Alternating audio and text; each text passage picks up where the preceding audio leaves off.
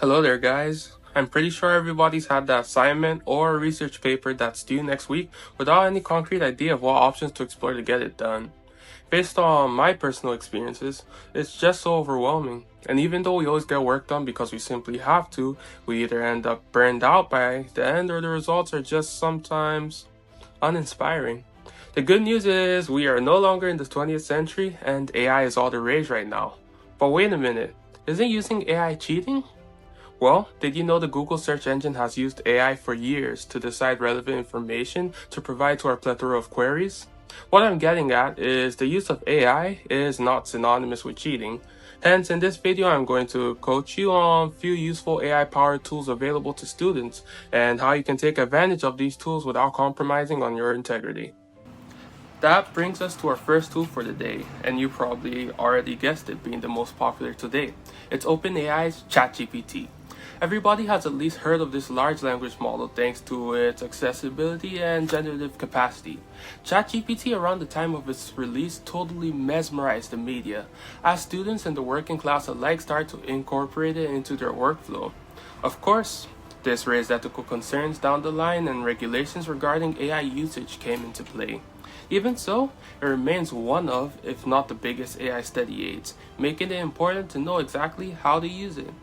ChatGPT has a free tier that enables the limited usage of GPT 4.0, which is versatile and powerful enough on its own to answer enough of your most complex questions daily. Even after that is exhausted, free tier users still have access to fallback models like GPT 4.0 mini or GPT 3.5 model equivalents depending on the time, which are still good enough to accomplish most tasks. ChatGPT also has amazing voice recognition software and an awesome voice chat feature that allows you to chat with GPT.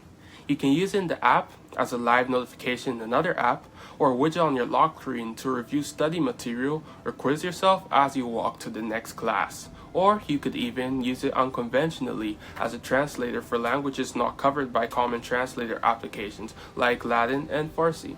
The versatile ChatGPT is useful for a wide range of things. Nevertheless, you should still keep an eye out and verify any piece of information you plan to adopt from generative AI, as they can often produce erroneous results.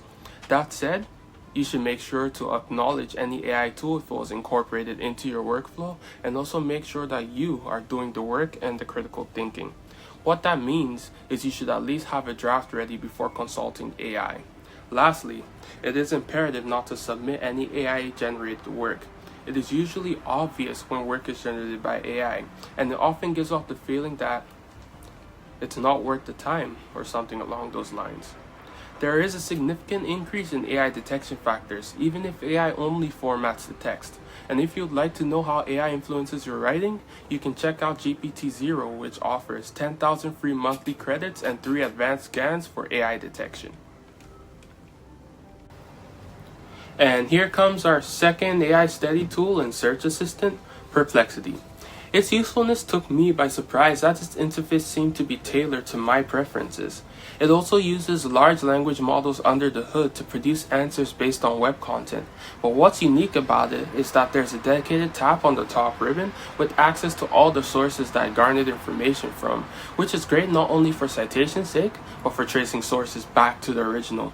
Its creators vouch that it is designed to prioritize credible, up-to-date information from reputable sites. And it doesn't end there, though. Perplexity has a Discover page with the latest news and a finance page with up-to-date information on crypto and the stock market.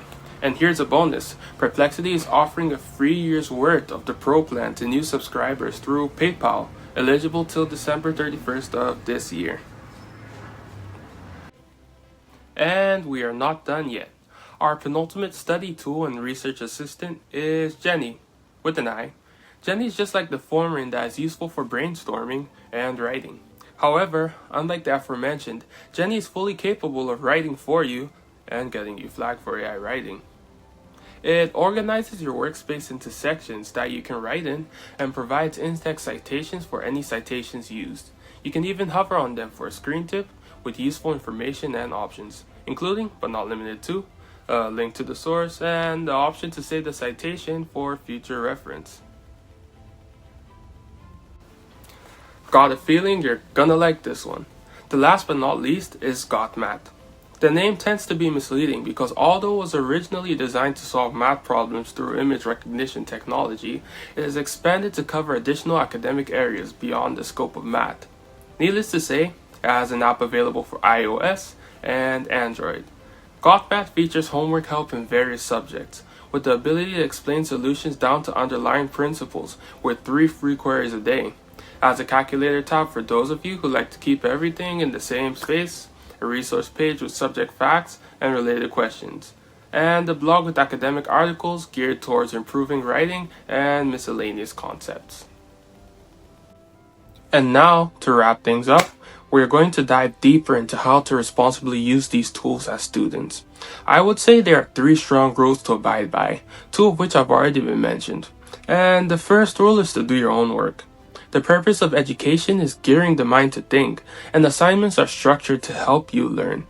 Doing otherwise just defeats the purpose. Secondly, we should sift our sources. This is a widely used acronym first coined by Mike Caulfield, simply meaning to stop, that is to take a pause and consider the source, investigate, research the credibility of the source, find better coverage by searching for other reliable sources covering the same topic, and finally by tracing to the original source by following claims back to the source for higher context and accuracy. It is our responsibility to make sure the info that we are citing is as accurate as can be. And finally, it is good practice to log our sifting process and AI usage.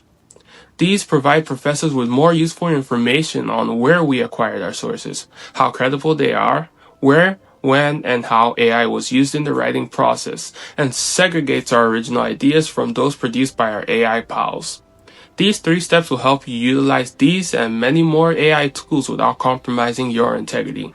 So as to lead by example, here comes the AI use disclosure.